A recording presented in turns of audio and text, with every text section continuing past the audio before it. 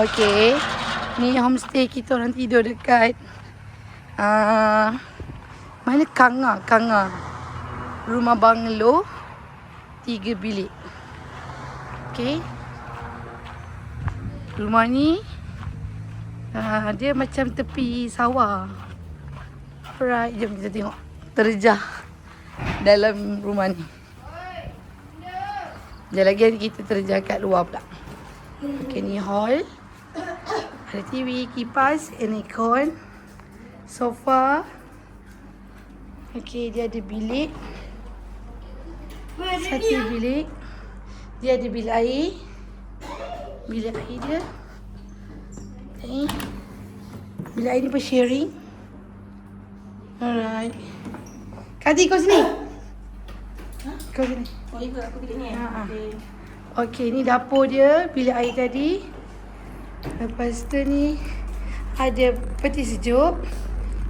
Dapur macam tak ada je. Dapur tu adalah dapur current lah. Okay. Ada pinggan. And iron. Bilik Oma dengan bilik Ayung. Tapi ada bilik air juga. Ada aircon. And bilik saya. Bilik air pun sharing dengan bilik air sebelah. Okay, ada aircon juga. Okay, view sini. Mana dinding tak tadi? Okay, kita tengok dekat luar. Okay, kita tengok kat luar.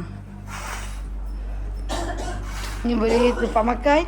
Yang paling mahal sekali kat sini lah. Keluar je. Kita tengok ada mesin basuh. Ada meja makan. Sidai baju. Dan pemandangan yang sangat cantik. Kebun lah ni. Siap ada wakaf, pokok. Asam apa je kat ni? Harum manis. Harum manis. Ui, sangat best. View dia yang sangat cantik.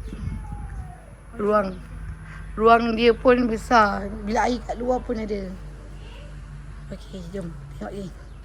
Tepi sana tu dia ada kapal terbang ni. Ni bilik dia. Boleh buat BBQ pun boleh. Bilik air. Weh, memang puas hati lah. Alright.